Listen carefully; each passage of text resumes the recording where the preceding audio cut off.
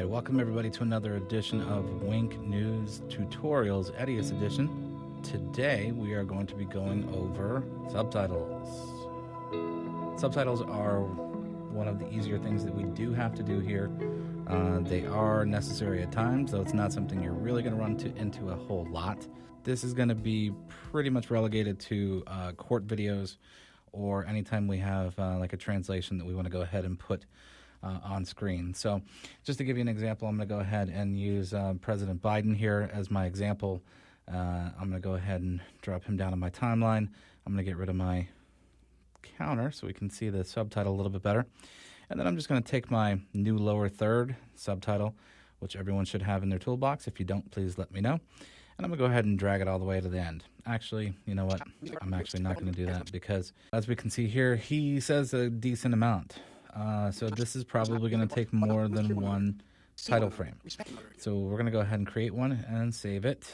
And we're going to create another video layer, which with these, you should always have three video layers. You should have your original video, you should have your lower third, and you'll have your title frame.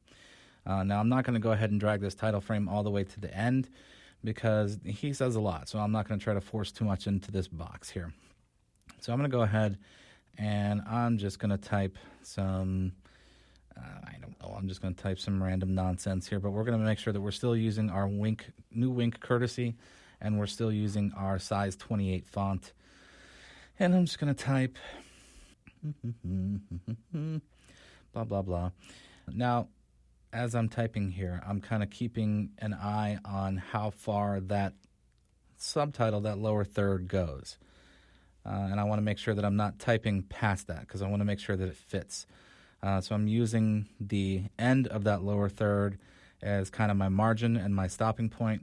So now that I'm done typing, I'm going to go ahead and just click on the outside of that. And then we're going to go ahead and drag this down.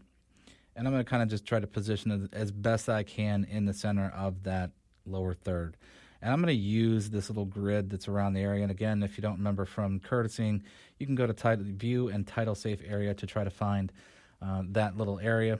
Because if you take it away, you'll see that there's nothing there. And I like to use it. It's a nice little security blanket to have to know exactly where that margin needs to be. You don't want it to be flush all the way to the left. You want it to be exactly where that inside that title safe area. So again, just kind of reposition it. I'm being a little bit too much of a perfectionist here, but I'm going to go ahead and try to reposition it to make sure it's kind of flush with both of those sides. Make sure the kind of top and bottom is okay. I'm getting a little bit too specific here, but I think that's good enough. So we're going to go ahead and save that. So now if we look in our full screen, we can see as Joe Biden is speaking, there is some text on the bottom that is basically transcribing what he's saying.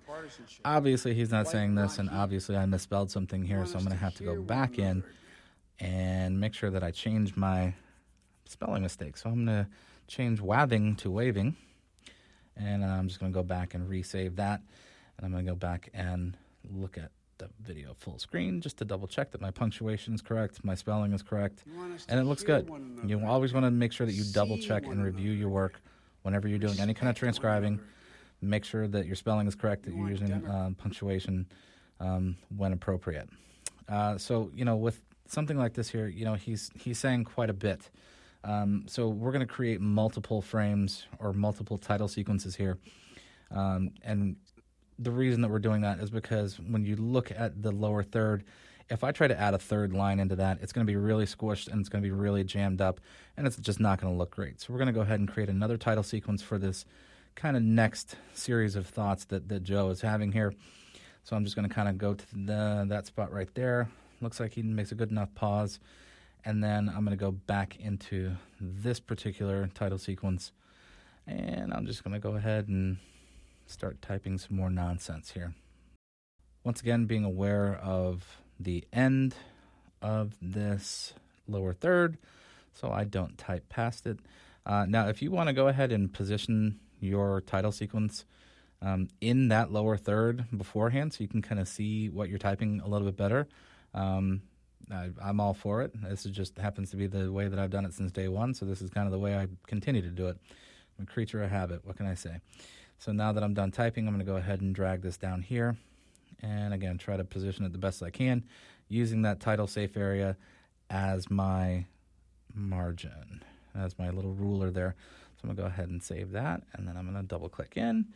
And now he's saying even, okay, so you can see that I'm obviously just typing ridiculous things. It doesn't, obviously not verbatim. You want Democrats, Republicans, and Independents to come together. But you get the idea of what it looks like. That, my friends, so I'm not going to go ahead and finish the rest of this here because I think you kind of get the idea here. But I'm going to show you one more thing. So if you have two or more and you want to go ahead and put the dissolve in between those two text sequences, you can. And it doesn't really add anything. The only thing that it can do is if you have several of them and you don't think that you were able to position each one in the center as well as you thought you could, or if you have something that's just one line, sometimes it can kind of smooth the transition between those two text sequences. It's not a requirement. It's really only a matter of taste and if you feel like it looks good. So that's how you subtitle. Again, not too hard and not something that you're going to run into every single day, but it's something that you need to have and it needs to be in your toolbox at all times. I hope you learned a little bit of something, and until the next tutorial, catch you on the flippity flip.